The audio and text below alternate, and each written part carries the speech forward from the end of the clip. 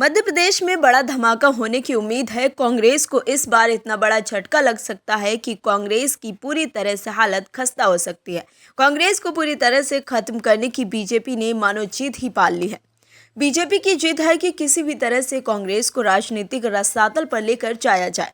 कांग्रेस ने जो परिवारवाद का दलदल इस देश में पैदा किया है, उसने देश को अंदरूनी तौर पर खत्म कर दिया है। कांग्रेस को अब नेता धीरे धीरे छोड़ के जा रहे हैं। सबसे बड़ा झटका तो एमपी में लगने की उम्मीद है। कैसे, बताते हैं आपको। दरअसल मध्य प्रदेश में बीजेपी कांग्रेस को झटका देने की तैयारी कर रही है। एक मीडिया रिपोर्ट में सूत्रों के हवाले से दावा किया गया है कि कमलनाथ की बीजेपी से नजदीकियां बढ़ रही हैं। सूत्रों का तो यहाँ तक दावा है, इस बात पर मंथन चल रहा है कि ज्वाइनिंग का फॉर्मूला क्या रहेगा। सूत्रों ने यह भी कहा है कि कमलनाथ के साथ उनके बेटे नकुलनाथ बीजेपी का दामन थाम सकते हैं। मध्य प्रदेश के सीएम मोहन यादव और कमलनाथ में एक बार फिर मुलाकात हुई। अचानक हुई मुलाकात के कई मायने निकाले जा रहे हैं। कमलनाथ ने सीएम मोहन यादव से मुलाकात की और शाम को छिंदवाड़ा कलेक्टर को हटा दिया। कलेक्टर के अचानक तबादले को इस मुलाकात से भी जोड़कर देखा जा रहा है। पिछले एक महीने में कमलनाथ 3 बार से ज्यादा बार सीएम मोहन यादव से मुलाकात कर चुके हैं। एक बार खुद मुख्यमंत्री कमलनाथ से मिलने उनके बंगले में पहुंचे थे। सीएम मोहन यादव से मुलाकात करने के बाद कमलनाथ ने कहा कि छिंदवाड़ा के विषय में बात करने आए थे। छिंदवाड़ा बॉर्डर के बाहर की बात मैं नहीं करता हूं। वहीं लोकसभा चुनाव संबंधी एक सवाल पर कहा कि मैं तो केवल वहां के विकास की बात करने गया था। वहीं कांग्रेस में अब हलचल बढ़ गई है।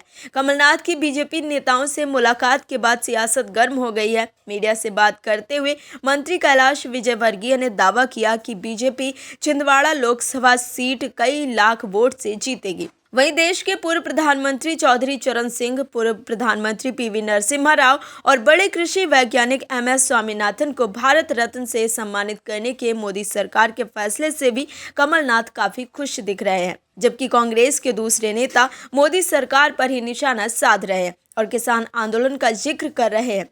कांग्रेस ने कहा है कि प्रधानमंत्री मोदी की हठ धर्मिता के कारण 700 किसान आंदोलन के दौरान शहीद हुए, मगर सरकार ने किसानों के साथ वादा खिलाफी की। लेकिन कमलनाथ ने मोदी सरकार पर कोई निशाना नहीं साधा है। कमलनाथ ने एक्स पर दोनों पूर्व प्रधानमंत्री चौधरी चरण सिंह, पीवी नरसिम्हा राव और कृषि वैज्ञानिक एमएस स्वामीनाथन को भारत रत्न देने पर देशवासियों को शुभकामनाएं दी हैं। वहीं कमलनाथ के पोस्ट पर एक यूजर ने कमेंट कर लिखा कि आपका भी दिल जीत लिया मोदी जी ने। बता दें कि पूर्व प्रधानमंत्री चौधरी चरण सिंह को भारत रत्न देने के ऐलान के बाद उनके पोते और आरएलडी चीफ जयंत चौधरी ने एक्स पर लिखा था कि दिल जीत लिया। जयंत भी एनडीए में शामिल हो रहे हैं और अगर कमलनाथ कांग्रेस छोड़ते हैं तो राहुल गांधी की यात्रा के बीच कांग्रेस के लिए ये बड़ा झटका होगा।